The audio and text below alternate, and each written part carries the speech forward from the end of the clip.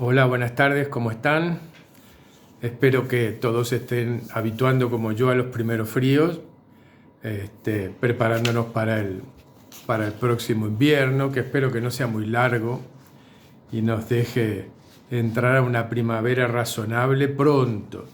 Y espero también que esa primavera sea con una situación mejor que la que tenemos hasta ahora, ¿verdad? Que es bastante compleja. Pero bueno, mi deseo es que se encuentren todos ustedes y todas vuestras familias y amigos en la mejor circunstancia posible, pasando estos periodos tan trágicos que nos está tocando pasar como país, ¿verdad? Y esperando que las cosas se solucionen lo más rápido posible. Pero bueno, mientras tanto, el mundo sigue andando, la vida continúa, al verano le sigue el otoño y al otoño el invierno, y en eso andamos. Así que nos armaremos de paciencia y de buen humor y de buena vibra, de buena esperanza para pasar estos tiempos. Eh, Mientras tanto nos entretendremos en algunas cosas como esta que tenemos entre manos o en alguna que espero que también tengan ustedes que sean un poco más divertidas y menos sesudas que estas que estamos analizando en lo que va de este año. Eh, claro, estamos metiendo el diente a una cosa muy compleja que normalmente todos nosotros tenemos muy poco conocimiento con respecto a ella, que es esta etapa inicial del cristianismo, esa etapa que cubre unos 2, 3 siglos y que nos plantea esa difícil derrota que sigue la nueva iglesia judeocristiana para no sucumbir y para finalmente terminar siendo la base de una de las religiones más extendidas sobre la faz de la tierra como es el cristianismo. Habíamos visto un poquito el viernes pasado cómo después de la muerte de Jesús son los apóstoles quienes se encargan de difundir entre sus adeptos, entre los prosélitos que van llegando a este nuevo grupo, todos los hechos relacionados con el magisterio de Jesús. Sabemos también que en estos momentos la iglesia judeocristiana está corriendo un grave riesgo, que es el riesgo de ser absorbida por el universo judío del cual ha surgido, como ocurrió tantas veces con otras propuestas reformistas dentro del judaísmo. Es decir, fueron propuestas que poco a poco la ortodoxia judía fue volviendo al redil y volviendo a asumirla en el seno de una religión como la judía que de por sí era muy pragmática y muy dinámica, iba cambiando y iba avanzando según los tiempos lo requerían.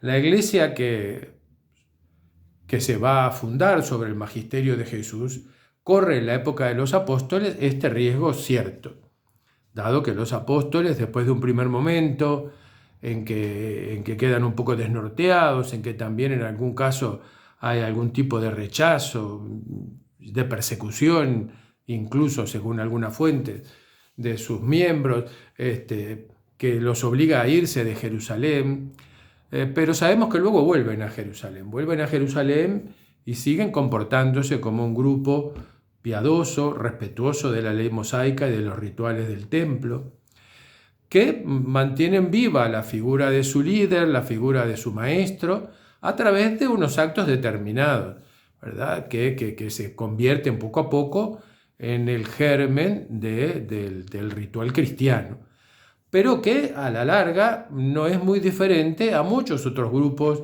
que dentro del judaísmo tenían visiones particulares del hecho religioso. O sea que seguramente, si no hubiese aparecido la figura a la cual hoy nos vamos a referir, seguramente la iglesia apostólica, la iglesia inmediatamente posterior a la desaparición de Jesús, posiblemente hubiese retornado al amplio seno del judaísmo.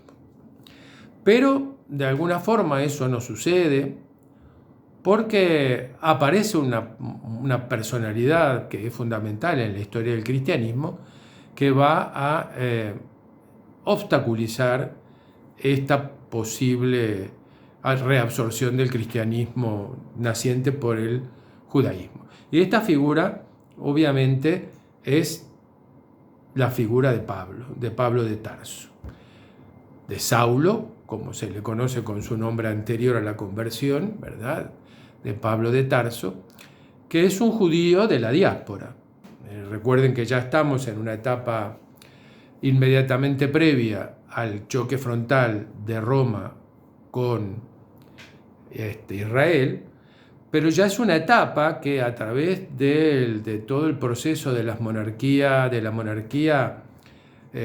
última de la etapa de Israel antes de ser barrida por Roma, provocó mucho descontento dentro de la comunidad judía y hubo muchos judíos que se fueron de la zona de Judea buscando lugares mejores donde desarrollar su vida, manteniendo su creencia, por supuesto, y su apego a la ley mosaica y a sus ritos. O sea que ya en este periodo que va desde el año 30 hasta el año 70 aproximadamente, cuando se va a producir el encontronazo final casi con Roma, ya la diáspora judía es bastante importante en ciudades cercanas a Judea, ¿verdad? Sobre todo en la parte de Siria, que es donde hay una gran cantidad de comunidades judías dispersas, y en la parte norte de Egipto, en fin, toda la zona cercana geográficamente a Judea. Acá esta diáspora va a ser una diáspora muy marcada por el sello cultural de la época, que es el helenismo, o sea que van a ser comunidades judías que van a tener un sello importante proveniente del helenismo reinante en esta época. Eso implica que hay unas ideas de cuño platónico vulgarizadas, hay unas ideas y unos principios desde el punto de vista ético y moral que proviene de los estoicos, que también están en esta época haciendo su labor, ¿verdad? Epicúreos, estoicos, son las corrientes que normalmente están presentes en este momento y que todo el mundo grecolatino está viviendo al mismo tiempo. Por lo tanto, este mundo de la diáspora, de la cual proviene Pablo, es un mundo radicalmente diferente o bastante diferente del que existía en la Judea y en la Judea profunda.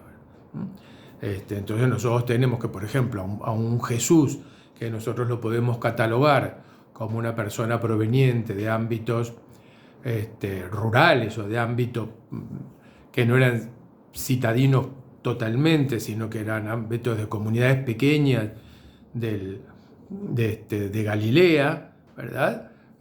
Frente a este personaje va a aparecer Pablo, que es un personaje proveniente de un ambiente cultural muy diferente al que era el de Jesús. Este va a ser un medio mucho más citadino, dado que la mayoría de la vida y de la formación y del magisterio de Pablo se da en Damasco, en la capital de Siria, ¿verdad? Y también con un trasfondo que no era judío típico, como en el caso de la Galilea de Jesús, sino que tenía un alto contenido helenista. Entonces esa va a presentarnos a una figura iniciadora del movimiento como es Jesús, con determinado contexto propio que le lleva a tener un determinado magisterio, y ahora otra personalidad decisiva en el cristianismo que proviene de un entorno cultural y con unas ideas absolutamente, no digo divergentes, pero muy diferentes a las que podía tener el propio Jesús. Y esto va a explicarnos parte del derrotero que toma Pablo con relación al cristianismo. Vamos a retomar de alguna manera la lectura de Johnson respecto a Pablo y vamos a ir matizándola y comentándola, ¿verdad? Entonces, en ese momento en que la comunidad judeocristiana, cuyo líder había muerto, se encuentra un poco con una perspectiva no muy clara de cómo hacer, si seguir por una vía absolutamente propia o como una idea particular dentro del seno del judaísmo. En este momento, Johnson nos dice, a esta lucha por el alma y por la personalidad de la nueva secta se incorporó el apóstol Pablo, el judío de Tarso, como él mismo se llamó. Fue la primera y la más grande personalidad cristiana, y siempre ha sido la figura que originó más polémicas y la que con mayor frecuencia fue malinterpretada. A veces fue acusado de inventar el cristianismo y además, o alternativamente también, de pervertir las enseñanzas de Jesús y de devolverlas forzadamente a los cauces judíos. Esta fue la queja de Nietzsche, para quien Pablo era el judío eterno por excelencia. Y Nietzsche dice de Pablo este juicio terrible que les voy a leer. Dice, Pablo expresa exactamente lo contrario que Jesús, el mensajero de las buenas nuevas. Pablo es un genio del odio, de la misión del odio, de la lógica implacable del odio. ¿Qué no ha sacrificado a su odio ese nefasto evangelista? Sacrificó primero y principalmente a su Salvador y lo crucificó en su cruz.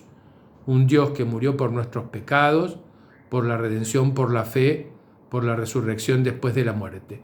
Todas estas cosas son falsificaciones del verdadero cristianismo y el responsable es ese morboso chiflado, ¿verdad? Esta es una de las diatribas más profundas que uno puede encontrar sobre Pablo, pero que hubo muchos, a lo largo de la historia, muchos pensadores, tanto desde el punto de vista religioso como no, que han atacado fuertemente la figura de Pablo, ¿verdad? Esta, nos dice Johnson, a propósito de lo que dice Nietzsche, esta es una línea favorita de ataque.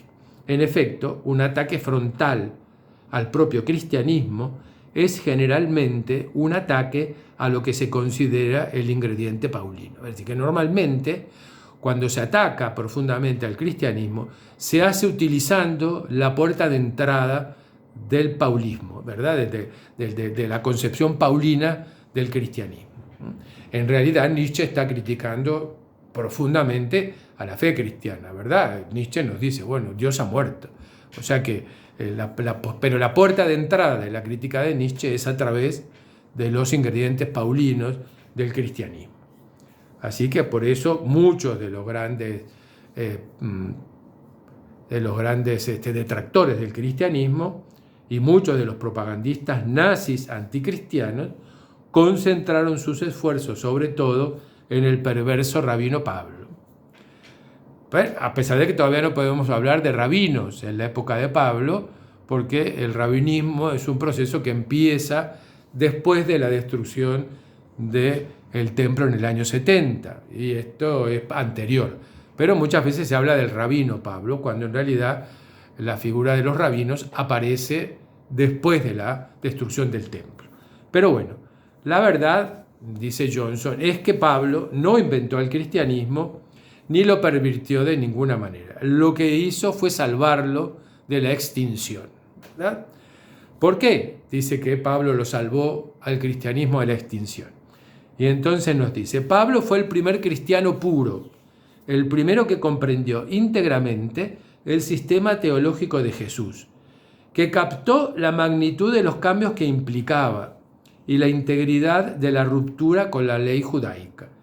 Y ahí está la paradoja, pues por su nacimiento, Pablo era un judío puro de la tribu de Benjamín, como nos dice el propio Pablo en una de sus cartas, en la carta de Filipenses, en el versículo 3, ¿verdad? Nos dice que era un judío puro de la tribu de Benjamín, circuncidado al 8º día, hebreo nacido de hebreos, por referencia a la ley fariseo, por el celo, un perseguidor de la Iglesia, y por la virtud, inmaculado ante la ley. Esta es la forma en que se presenta la figura de Pablo, ¿verdad? De acuerdo con una tradición transmitida por San Jerónimo. Jerónimo es uno de los grandes padres de la Iglesia. Sabemos que la familia de Pablo proviene del norte de Galilea, cerca del lago de Genesaret, y que era ultraconservadora. Los antecedentes fariseos se remontan a sus bisabuelos. La familia se había trasladado a Tarso en tiempos de la ocupación romana y sus miembros habían llegado a ser acaudalados ciudadanos romanos, pero conservaban su carácter de pilares de la diáspora conformista. La hermana de Pablo fue llevada a Jerusalén para casarse y el padre envió a Pablo al colegio de la ciudad, al colegio rabínico de la ciudad. Hablaba griego y arameo y leía las escrituras en hebreo con la misma soltura que la versión griega de los 70. En su juventud, Pablo había presenciado el martirio de Esteban y más tarde representó un papel importante en la ofensiva farisea desarrollada en la diáspora contra los cristianos y helenizadores. Es importante comprender que no solo Pablo se convirtió en cristiano. Muchos judíos podían hacerlo sin modificar demasiado las ideas. Pero Pablo recorrió la totalidad del paisaje religioso, desde el sectarismo estrecho al universalismo militante y del legalismo riguroso al rechazo total de la ley, ya que fue el primer cristiano que adoptó esta actitud, ya que ni siquiera Jesús había llegado tan lejos. Así que bueno, voy a parar acá para seguir en el próximo videíto.